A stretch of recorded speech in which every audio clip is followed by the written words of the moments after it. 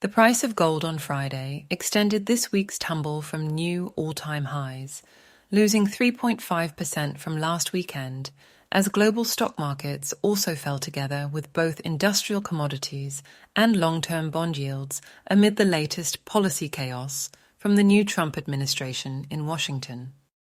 With global stock markets losing 1.9% across February on the MSCI World Index, that cut gold's gain for the month to 0.7%, while so-called digital currency, Bitcoin fell by nearly a quarter, and the annual rate of interest offered by 10-year US Treasury bonds fell to the lowest since mid-December at 4.25%. Drugs are still pouring into our country from Mexico and Canada, said US President Trump on his Truthsocial site overnight, confirming that trade tariffs against the USA's nearest neighbors will go into effect next Tuesday, plus an additional 10% tariff on world number one manufacturing nation China. Gold has not been a direct target of tariffs, notes the mining industry's World Gold Council, but market reactions to trade uncertainty has driven a significant shift in trading behavior and impacted the gold price. New York gold futures today continued to trade above London bullion quotes today, but the gap fell as low as $5 per troy ounce, back to the typical pre-Trump level, despite Mexico and Canada accounting for the bulk of precious metal imports to the world's largest economy.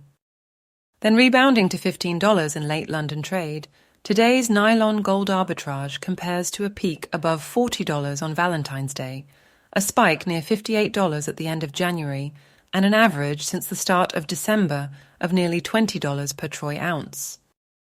Lease rates for borrowing gold in London also retreated as bullion and futures prices fell, sinking below 0.65% per annum for one-month loans. Down from 5.5% in early February, that suggests a marked drop in demand to borrow London gold for shipping to the USA. The weight of US gold stockpiles and CME-approved warehouses leapt by 65.7% in the month to mid-February. Growing only 4.3% across the past fortnight, it has still reached the most since the very peak holdings of the 2020 COVID crisis. The movement of gold from London to the US, rising COMEX premiums, and concerns over availability were largely the result of risk management decisions ahead of potential trade tariffs on bullion rather than true supply issues, says the WGC. There's a glut of gold in New York vaults, says CNBC, quoting Bullion Vault's analysis that US gold stockpiles now total over 4 years' demand from the United States. With trade tariffs set to raise the cost of living in the USA, while Trump's White House this week refused to call Russia the aggressor in the Ukraine war, marking its third anniversary last Monday, at the same time as backing the return to Kyiv of territory taken by Moscow's invasion, the strategic realignment of the United States means risky markets are being hurt by the decline in US consumer optimism, says a note from French investment bank Natixis. The fall in bond yields, driven by the long end of the curve, reflects these concerns about the persistence of US exceptionalism.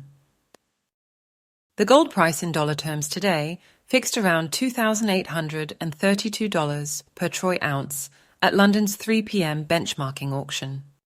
The lowest level since the first day of February that slashed gold's monthly rise to only $20 after January's surge of 7.7%, the biggest one-month gain since last March, but still took gold to its 9th new record high monthly close of the past 12 months. That's the most since gold's big global financial crisis top of summer 2011, which set all-time highs not beaten until the COVID crisis of 2020. US stock markets, in contrast, have lost 2.2% across February, with the S&P 500 price index making its steepest one-month drop since last April's 4.1% loss.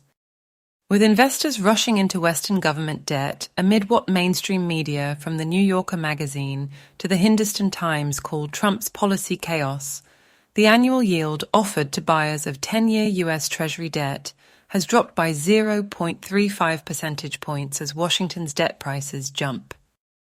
Bitcoin, meantime, lost 23.5% across February, trading almost 1/4 below mid-January's record highs, above $106,000, with its steepest one-month drop since June 2022.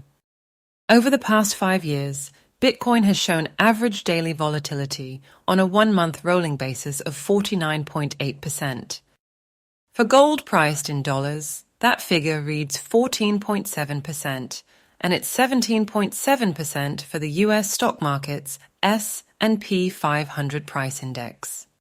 Industrially useful silver, meantime, lost 1.4% across February from last month's final London midday benchmarking, fixing today around $31.16 per troy ounce.